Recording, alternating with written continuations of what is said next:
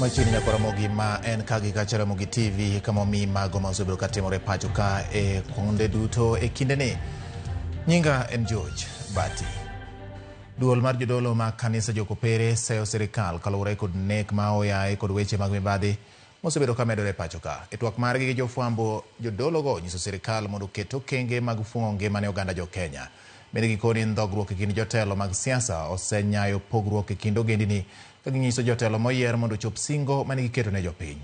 Jodolo luwo ni sirikal opong' kod weche miriambo kendo ok gichiw ler mowinjore e wi chenro mamulo ngima jopiny kaka okumba mar thieth mar SHA to kod aguch omenda mar thieth mar SHIF. Giseyo paro mar medo kinde ma jatend piny bedie e telo nyaka higni 7 ka gikoni ting' mar piny owacho nigo en neno ni odwok piny osuru ma kinde ka kinde oketgo jo Kenya. Corruption may not always involve financial benefits, but the unjust use of position and authority or abuse of office. The massive greed we are witnessing is shocking and heartbreaking. The violation of human rights and freedom of speech. We are appalled by the blatant recurring incidents of reported abductions, disappearances, torture, and killings of Kenyans. We also decry the increasing murder of women. This has caused great consternation, anger, and disgust. Many families are still grappling with the loss of their children who are brutally killed, injured, or went missing. When the government fails to fulfill its promises, particularly concerning payments to essential service providers, it harms vulnerable communities. This is the case with NHIF. The neglect of faith-based organizations, hospitals, now owed billions in dues, is an issue we have addressed constantly, even with the President. We recall the pertinent and resolved issues we have raised recently with the government over taxation of Kenyans, the hiking of the missionary work permits, youth unemployment, regulations of the education system, especially the CBC and university loan scheme, the failure to constitute the IEBC, etc. We believe that genuine consultation of all concerned stakeholders in all these matters is necessary beyond the casual public participation. Rawera moro ma jahigni 23 kama osebedo wich bar ne okwach kich e lwenj kedo kod kuo mar penjo ndhi gi obila e gwenge mag Kiamunyi e kaunti ma Nakuru kendo dine tesend obila ma Nakuru. Jalno osebedo katiyo kod nying mar Dorothy Jerop Kiprono ka nyaka sani oseyuayo oganda maromo 78,000 maluwe mbui mar Telegram kod ji mamoko maromo 8,500 ma osebedo kaluwe e grube mag WhatsApp ma oloso ne kwalo penjgo. Obila nomonjo ode kar dak ma Kiamunyi kendo jokerando gi simb ong'we yamo, kadi modhuro mag simu kod opande man kod nying mopogore opogore ma osebedo kotiyo godo e nyayo kuo mar penj. Nonro nyiso ni rawerano yae gwenge ma Sacho e kaunti ma Baringo kendo en kod digri ka sani otiyo ne achiel kuom kembe mag pinje maoko. Igeno chwale do odiechieng' makiny Tich Abich.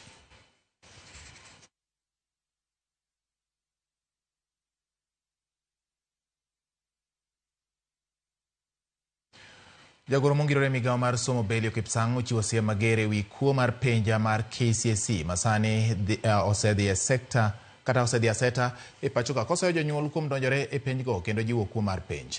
Kipsang owuoyo e kinde manotelo ne chenro mar yawo kontena mar penj e kaunti ma Nyeri kama wacho ni moko kuom jopuonj oyiene nyithindgi dhi e sikunde kod simbe mag ong'we yamo ma osebedo ka itiyo godo e nyayo kuo mag penj. Kipsang bende oyango ni kwan jopuonjre ma nyiri ma timo penjgo bang' konyore omedore kendo ni malo ka opim kod higa mokalo.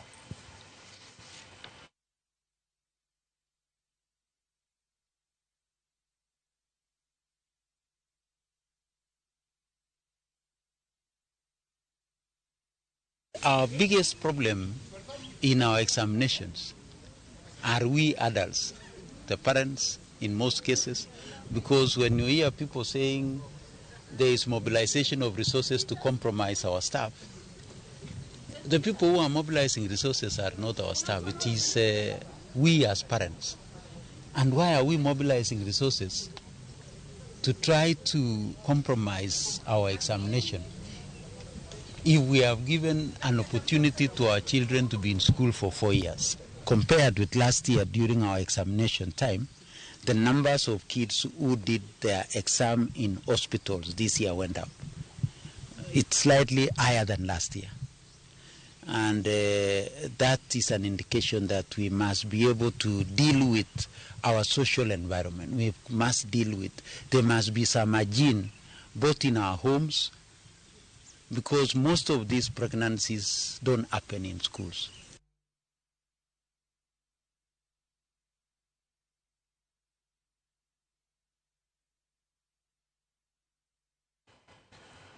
Ogora mogi kodi nyime eni jagoro mongirore migao mar ngima oganda kod thieth Mary Muthoni okwedo ripode mayango ni chanjo mar polio ma ichiwo ne nyithindo e pacho kani kod kwiri. Muthoni wacho ni chanjo no en ma opim kendo yangi ni rang'iny mare ber ma ok nyal kelo midhiero moro amora ne nyithindo. Bende nyiso jonyuol ni kik bed kod luoro e wi chanjo no, ka bende wacho ni thuolo nitie mar chiwo ripot moro amora ka dibed ni kata itudo kod wach mar chanjo no. Kenya remains at risk at any given time, and that is why we are continually doing the oral polio vaccination, because every dose means a lot. It adds an extra protection for any child who is below 5 years. Children might experience some mild side effects such as fever, vomiting, diarrhea, fatigue, muscle aches, amongst others. And at this juncture, which is very common, sometimes they can become severe, and the parents and caregivers are requested to visit the nearest health facility for a medical review or for a medical review of the child, and may report by dialing our 271 hash number. Kodhi nyime ni duoko mar bero ma otim ne ringre japuonjre mancha ne onegi skund sekondar ma Shainas e kaunti ma Nakuru oyango ni ne otho bang' chuoye gi pala e agoge. Kaluwore kod familia mar Vincent Ngugi, jatim nonro oyango ni Ngugi ne ochuo gi pelni ariyo kata nochuo pelni ariyo e agoge ka pala achiel to ne ochopo nyaka e adundone. Nyaka gie sani obila oseyudo pala mane otigo e nek makamano bang' achiel kuom achich terogi nyaka kama ne giwite palano. Achije aboro ma itudo kod nek makamano ibiro geng'negi nyaka tarik 25 dwe ni kama ibiro chwalgi e doho.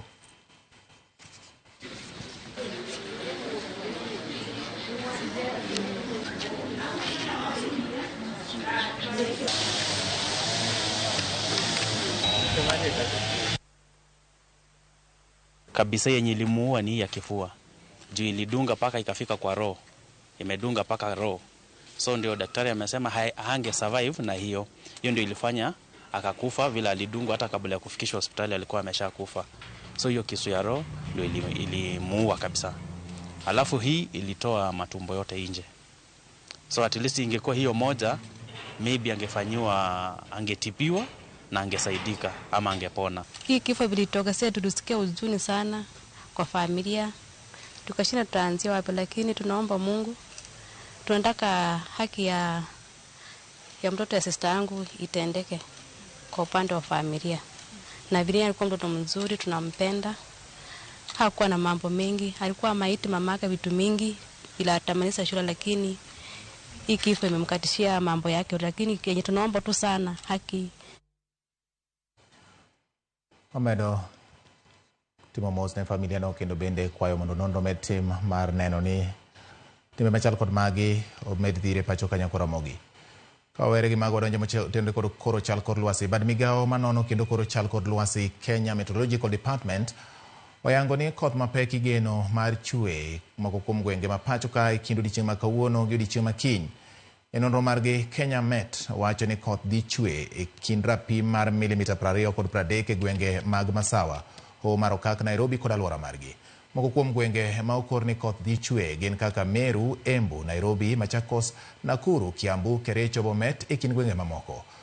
Jopiny modak e gwengego Ojiw ni obed achicha mar geng'o masira ma kidek muoche kinde makoth kaka oula mamuomore apoya kata e gwenge makoth ok ochweye, masira mag ndara nikech oula, senyruok mag lowo e gwenge mag gode, mil mar polo e kind masiche mamoko.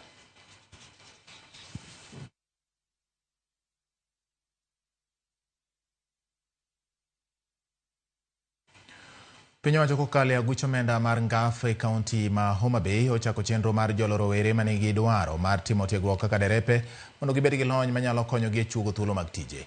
Chenro no geto rowere manitiere kata manosetimo penj mar klas 12 to ok nyal dhi nyime kod somo margi kod mago manotimo penj mar klas 8 to ne kod dwaro mar timo tiegruok mar bedo derepe. Jaod bura mar kaunti ma Homa Bay Joyce Osogo Bensuda ma oloso e kinde chako ayanga chenro no e kar tiego derepe ma Samtek. Okoni rowere maromo 120 e kaunti ma Homa Bay dhi chako tiegruok margi e tielo mokwongo mar chenro no.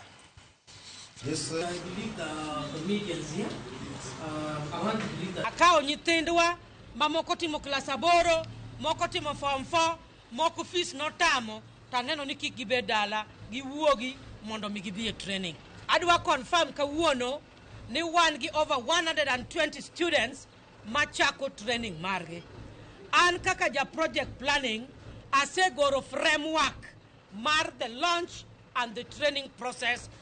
Nikech ang'eyo weche mag 2/3 gender rule, ang'eyo weche mag gender balance. Atemo jiwo nyithindo manyiri tamor ni jiwogi kendo luongogi. An gi nyithindo 3 moko pok odonjo ka manyiri ma bende dhi chako driving. Students magwa wadhi miyou training mowinjore kako osebedo kwa timo ne kuon mamoko bende the same program bende dhi timore Ndhiwa, odhi timore Homa Bay, odhi timore Rangwe, odhi timore Kabondo Kasipul to gi Kasipul bende. And the same training kendo with the good qualified instructors ma wan godo kaeki. Kwa setimo training 2 months warito driving license kwa sayudo to ng'eni wadhi duong offices mondo mi wayud tich. Koro ko because tich koro gwen. Jok ma osetiko school lakini kama opportunity onge gima ginyalo timo, maybe school notamo ng'ato fee notamo ng'ato tiko school. Taneno ka program ni dhi konyowa mang'eny. Di opportunity wabiro yudo tich kosetiko somo. Francis Njoroge Wanjiri e jalocha mar bonasa jackpot mar shabiki.com. Njoroge nilieko kare duoko matuke 13 moyudo omenda maromo Sh161,465. Olero ni obiro tiyo go omenda go e chulo school fees ne nyithinde chak higa manyien. Ng'ata ma olieko tuke 15 kare manyalo bedo jaloch mar Shabiki Super Jackpot.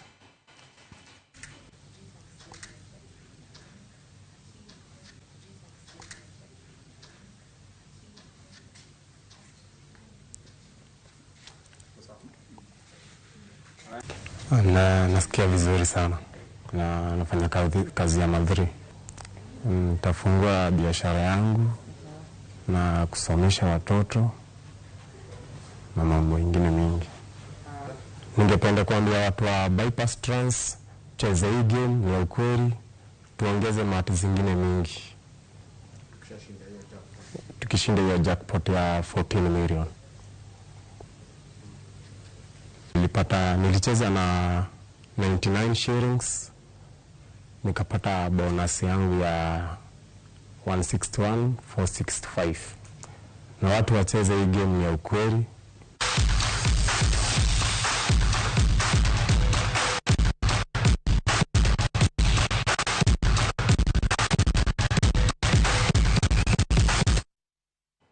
Wakoro donjo weche mag tuke ni kocha mar Harambee Stars Engin Firat onywako jotugo 2 mamoko e kweth mare madhi godo Afrika ma milambo ne tuke 2 mag laro thuolo mar dhi e AFCON higa manyien.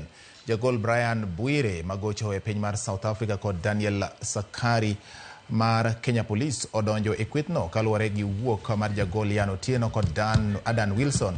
Harambee Stars yudo geno bang' Namibia tuore gi Cameroon modhi nono richo manyoro. Kenya ni thuolo mar 3 e grupno, kata kamano weche machoponwa en ni koth mapek osebedo ka chwe boma ma Lilongwe e boma ma Polokwane mos kama ochan bage tugono e kind Kenya gi Zimbabwe odhiambo ma kawuono. Dichieng' ma nyoro obedo matek ahinya ne Harambee Stars gi Zimbabwe bago rako kaluwore kod pewe bedo ni opong' gi pi. We have to pressure, we have to push, so they will not open the games, they will close the games, they will try to play on time. We are aware of this, and we will have our ideas how to open the game, how to use also the weak sides of these teams. Joriemb apiko ma otisi ni around Africa ka gitiyo kanyakla gi Citizen Digital ni e bwok manitiere bwok kambi mar Royal Media Services biro chako chenro margi mar luorore pinje mag Afrika mangima kaka yor choko omenda ma ibiro kony godo siro somb jopuonjre maonge kod nyalo e pacho ka.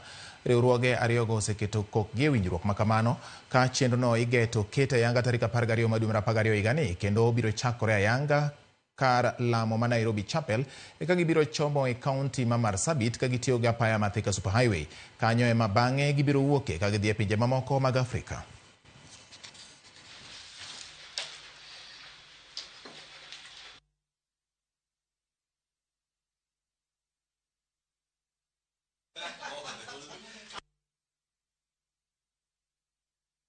We are circumnavigating the continent of Africa. Our aim is to reach the 4 extreme points of Africa: the easternmost part, the western, the southern, and the northern.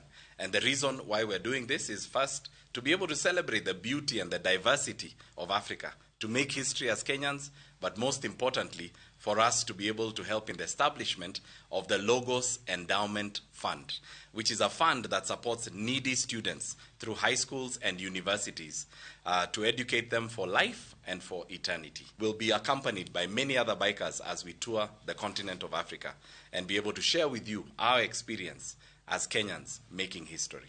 That's Around Africa on Motorcycle. We're looking forward to receiving content from the bikers. It's innovation in the way that they'll be recording it from their caps, I believe, the video cameras on their caps, and just showing our audiences on Citizen Digital and our platforms what Africa looks like, the sights and sound of Africa. The other reason, of course, is supporting a cause that is dear to us, and that's on education for needy students, that being the core reason why Royal Media Services is owning this partnership. So we're looking forward to a safe ride around Africa, and our viewers, please stay engaged, plug into our platforms and follow these 7 bikers. Let's support them from wherever we'll be on our screens, on Citizen Digital platforms and Royal Media Services. Tuke mag laro kombe mar Gavana Sakaja Super Cup odonjo e rang'iny mar sub-county ka timbe maromo 200 odong' e tukego e kaunti ma Nairobi. Tukego dhi bedo giko dirani mana timbe 8 e sub-county moro ka moro ema biro donjo e rang'iny machielo. E tuke ma giko dirani Highway School ma Nairobi dhi rado gi tim mar Ajax FC e kar chung'od bura ma Starehe. Jogo manochopo e nus finals higa mokalo Kibagare Slums biro tugo kod Udhiro Vision e sub-county ma Westlands. Joloch ma higa mokalo Githurai All Stars biro chopo kendo gocho gi Bentos United e sub-county ma Roysambu.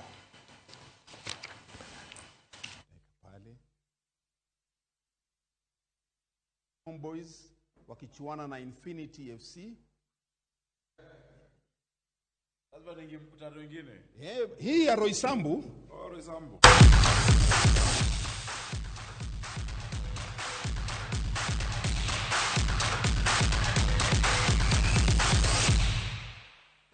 Giko mar weche manyien mag kagi kacha nyakora mogi koromo saa 1 gi saa 3 kibodo weche mamoko manyien e ora dembo miyo med mana ketera mogi TV. Nyinga en George Bati.